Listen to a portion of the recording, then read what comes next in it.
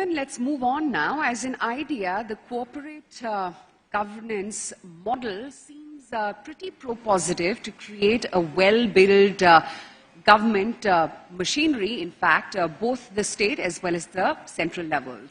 And as the Indian Republic completes 75 years of its existence, we've seen the evolution of the relationship between the center and the states evolve with the changing times as well. Now, today our states provide some support to facilitate the growth of the nation by walking in step with the national policy. In fact, Chhattisgarh as a state has not only contributed to the national GDP, but has been steadily growing over the past 2 years at a steady rate of approximately 8%, a percentage higher than the national GDP. Our next speaker helms this prosperous state and could not be here today, but he sat down with us to speak to us on how states will add up to India's growth ambition. Please put your hands together for a special feature with the Honorable Chief Minister of Chhattisgarh, Shri Bhupesh Baghel, in conversation with Managing Editor Mera Now, Nikunj Garg.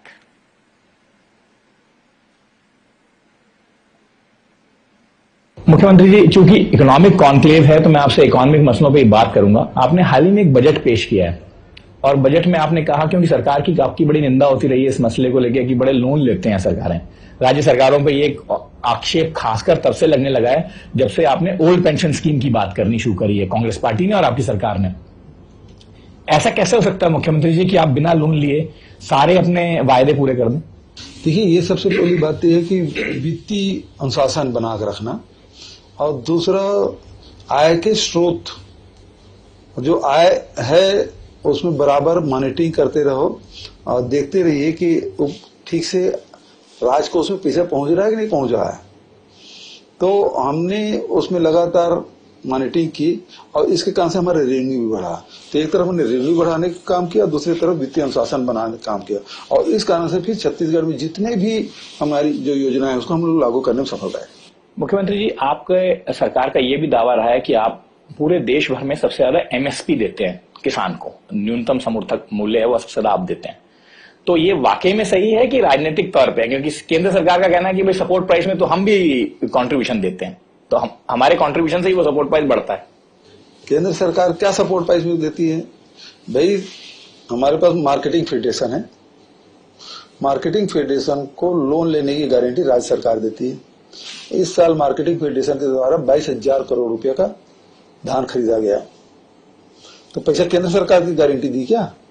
राज्य सरकार ने दी। और बैंकों से हम loan लेते हैं, उसका ब्याज देती है मार्केटिंग फेडरेशन, आखिर राज्य सरकार ही देती है। तो केंद्र सरकार कहां से आ गया?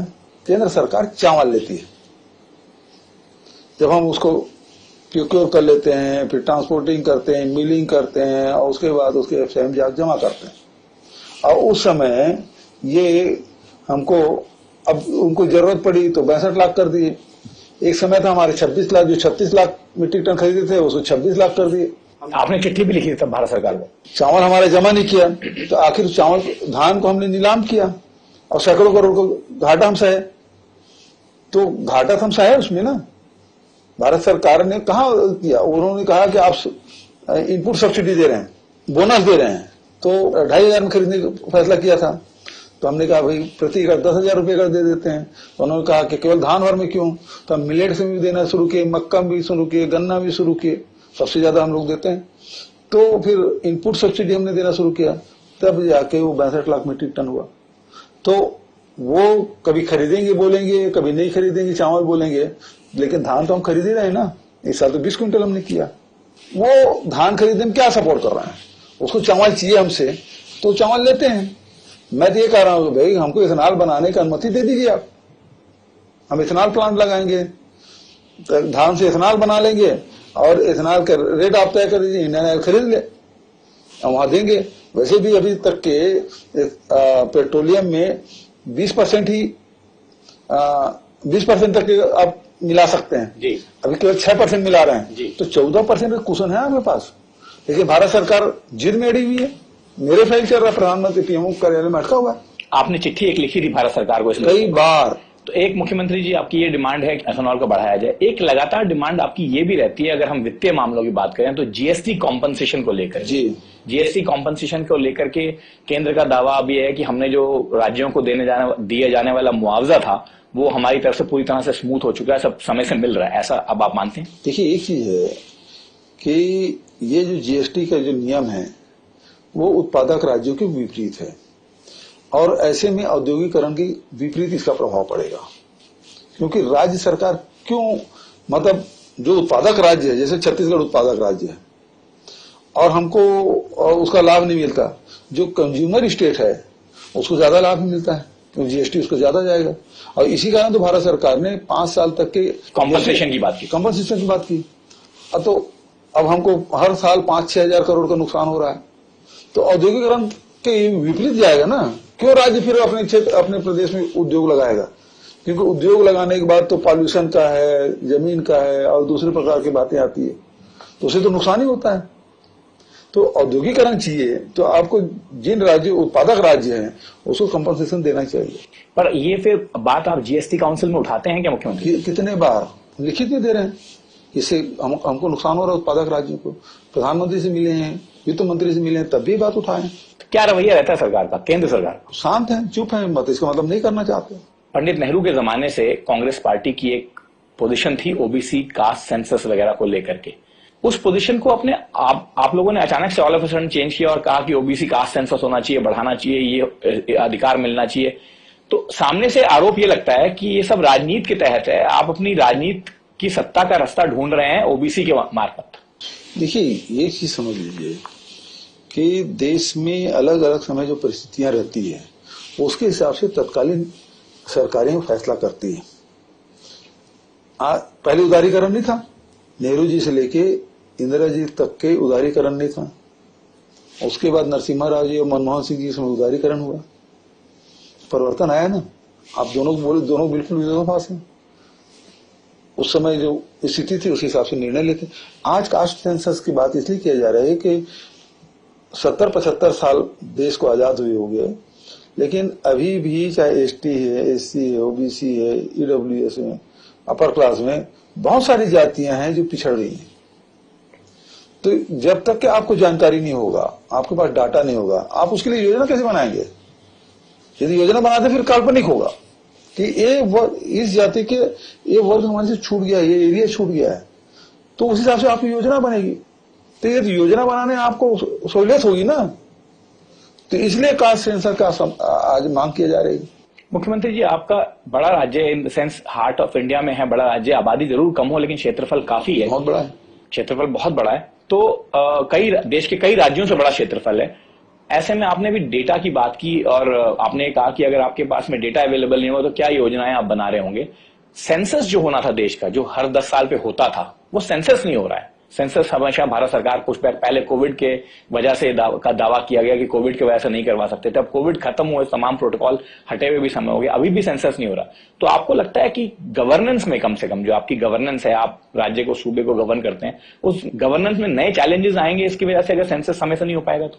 बिल्कुल होगा। 10 साल में होना चाहिए था, 2021 में हो जाना चाहिए, 2023 हो गया और उसके बाद भी आप सेंसस नहीं करा रहे हैं। आखिर बनाया क्यों जाता है, सेंसस किया क्यों जाता है? जनगणना भी और आर्थिक सर्वेक्षण दोनों होते हैं, उन्होंने नहीं कराया। हमने आर्थिक सर्वेक्षण अभी करा दिया अपने राज्य में, जनगणना तो हम नहीं करा सकते क्योंकि हमारे अधिकार क्षेत्र में है, लेकिन आर्थिक सर्वेक्षण जरूर करा दिया। उसमें कुछ बिंदु में हम आर्थिक सर्वेक्षण किए और उसके आधार पर आगे हम योजना बनाएंगे। देखिए, जैसे हम ट्राइबल की बात करें, छत्तीसगढ़ में 42 प्रकार की जनजाति हैं, 32% उसकी जनसंख्या है। कितने जो जनजाति हैं वो आगे बढ़ गए, बहुत सारी जनजाति हैं जो पिछड़े हुए हैं। और हमारे प्रिमिटिव टाइप्स के अभी करीब 9600 पद हम लोग निकाले सीधी भर्ती के लिए, क्योंकि प्रिमिटिव टाइप्स। तो ऐसे अब उसमें भी अब अध्ययन करना पड़ेगा कि कौन से प्रिमिटिव टाइप से अब आगे बढ़ गए।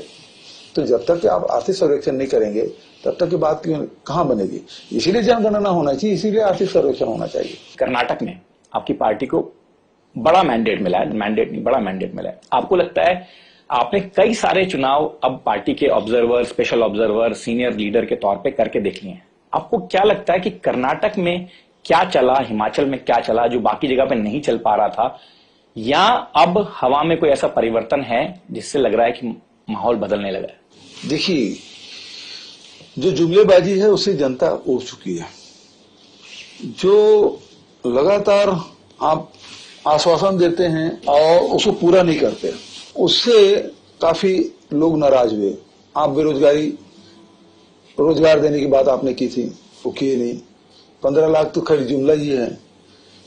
महंगाई कम करने की बात है, आप उजड़ा बांट दिए, अब वो महिलाओं के पहुंच के बाहर हो गए। 400 मिलता था, अब 1100, 1150, 1200 हो गया। आप खाने के तेल देखो और जितनी भी चीजें हैं वो लगातार बढ़ती जा रही है। आय के साधन सिमटते जा रहा है। किसानों के आय दुगुनी करने की बात कही थी। सबसे ज्यादा देश बड़ी आबादी तो किसानों की है। आय दुगुनी तो नहीं हुई, आधी हो गई, लेकिन कृषि की लागत है वो दुगुनी जरूर हो गई। तो इससे उब गए हैं। हिमाचल में भी ये बात आई, कर्मचारी वर्ग भी खासा नाराज है। तो अलग अलग क्षेत्रों में कुछ क्षेत्रीय मामला भी रहता है, लेकिन मुख्य रूप से जो महंगाई है, बेरोजगारी है, ये बड़ा मुद्दा बनते जा रहा है। कितने दिन तक के आप धार्मिक भावनाओं के खिलवाड़ करके आप वोट लेते रहेंगे? आखिर जनता समर्थित है, आखिर उनके भी पेट का सवाल है। मुख्यमंत्री जी, मेरा आखिरी सवाल, मध्य प्रदेश में आप लोग एक बड़ा कैंपेन चला रहे हैं। आपने अपनी राजनीति की शुरुआत भी अनडिवाइडेड मध्य प्रदेश से की थी और उस कैंपेन में भी हिंदुत्व काफी कलर में है। कमलनाथ जी हिंदुत्व को लेके काफी कलर में है। आप खुद एक रामगमन पथ के लेकर के अभी, इसीलिए आप हमारे पास नहीं आ पाएंगे जो आप कर रहे हैं फंक्शन। तो लोग कहेंगे कि कांग्रेस की तरफ से भी ये सॉफ्ट हिंदुत्व की एक अप्रोच है।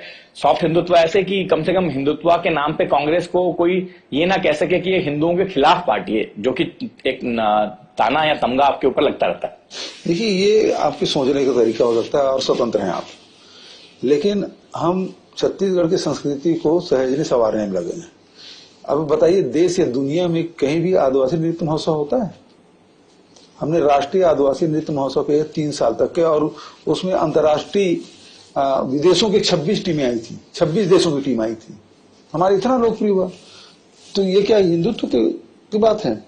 क्योंकि छत्तीसगढ़ में 32% आदिवासी रहते हैं। उसके सबके रहन सहन, खान पान, बोली, परंपराएं अलग अलग है, उसकी संस्कृतियां हैं। तो हम उसको देश और दुनिया मानचित्र में क्यों ना लाएं? यदि राम है वो हमारे, चूंकि छत्तीसगढ़ के भांजा के रूप में जानते हैं, भांजा राम के रूप में जानते हैं, और हमारे जनजीवन में रचा बसा है, तो हमारी संस्कृति में है। तो यदि संस्कृति की बात को उठाएं, यदि हम उस नाम से वोट मांगे तब गलत है। आप तो राम के नाम से वोट मांगते, राम के लिए करते क्या है आप? मंदिर खोलेंगे अभी जनवरी में? बस एक ठो, हम तो 3 भगवान राम की मूर्ति लगा दी वहां। इतना छोटा छत्तीसगढ़, और कोई हल्ला गुल्ला नहीं किए। चंदखुरी में किए, सबरी नारायण में किए, राजेंद्र में किए। फिर जितने भी बौद्ध परिसर है हमारे यहाँ, 10 वर्ग किलोमीटर फैला हुआ है। नागार्जुन जी वहां रहे, तो उस परिसर को डेवलप कर रहे हैं हम लोग, ताकि देश के विदेश के यात्री आए वहां। तो हमारी जितनी भी परंपराएं हैं, संस्कृति है, उसको सहेजने संवारने का काम हम लोग कर रहे हैं। बातें कर रहे हैं गौ माता की, गाय के नाम से वोट मांगते हैं, लेकिन हम 10,000 का उठान बना दिए।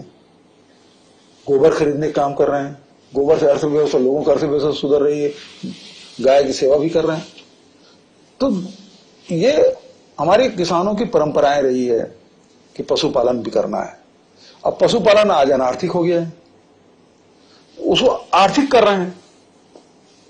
तो एक तरफ हम ये जो परंपराएं हैं, संस्कृति है, उसको सहेजने का काम कर रहे हैं। तो इसमें कहां आ गया भाई कि उसके कार्ड हम दे रहे हैं, हिंदुत्व के कार्ड कर रहे हैं? ये तो हमारी संस्कृति, छत्तीसगढ़ की संस्कृति। नहीं तो अभी तक छत्तीसगढ़ को नक्सली के नाम से जानते थे, नक्सलगढ़ के नाम से। आज तो जानने लगे कि छत्तीसगढ़ में क्या है। अब दूसरे रूप में आप बात कर रहे हैं। नहीं तो अभी सबसे पहले सवाल आपका नक्सल के मामले में होता, लेकिन पहला सवाल वो हुआ नहीं, अभी तक भी नहीं पूछे हैं। उसका कारण क्या है कि छत्तीसगढ़ की बहुत सारी चीजों को हमने देश और दुनिया के मानचित्र में सामने ला रखा है। मुख्यमंत्री जी, आप हमारे साथ जुड़े, इतने व्यस्त शेड्यूल से एक समय निकाला, थैंक यू, धन्यवाद आपका जी। नमस्कार।